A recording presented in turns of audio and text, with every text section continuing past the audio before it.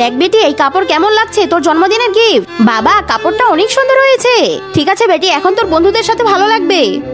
কিন্তু বাবা, আমার কেক। আরে সব টাকা দিয়ে তো কাপড় কিনে আনলাম ওর জন্য, কিন্তু এখন ওকে কিভাবে বোঝাবো আমার কাছে পয়সা নেই। বেটি তুই চিন্তা করিস না, আমি কোথাও থেকে কেক আনবো। জন্মদিন শেষ হয়ে গেছে, এই কেকটা খাসনি, দেখ সব কেক নষ্ট হয়ে গেছে, এটা ফেলে দিয়ে আসি।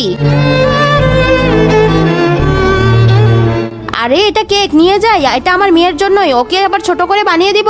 বাবা, এটা কোথা থেকে আনলে? বেটা, দোকান থেকে এনেছি, আসার সময় ভেঙে গেছে, দাঁড়া এটা ঠিক করে দিই। ভাই সাহেব, ওই কেক ফেলে দেন, এই কেক আপনার মেয়ের জন্য নিয়ে এসেছি। কিন্তু ম্যাডাম, আপনি কিভাবে জানেন আমার মেয়ের জন্মদিন? আরে আঙ্কেল, কথা হচ্ছে এটা।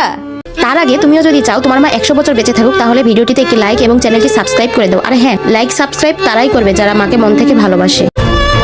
আরে আঙ্কেল, কেক কেন উঠায় নিয়ে যাচ্ছে? বেটি, এই দেখ তোর জন্য কেক নিয়ে এসেছি। অনেক ধন্যবাদ বেটা। ভাই সাহেব, এই কেক ফেলে দেন, ওটা নষ্ট হয়ে গেছে, এটা নেন আপনার মেয়ের জন্য। বন্ধুরা, তোমাদের জন্মদিন কবে? চ্যানেলটি সাবস্ক্রাইব করে কমেন্টে লিখে জানাও।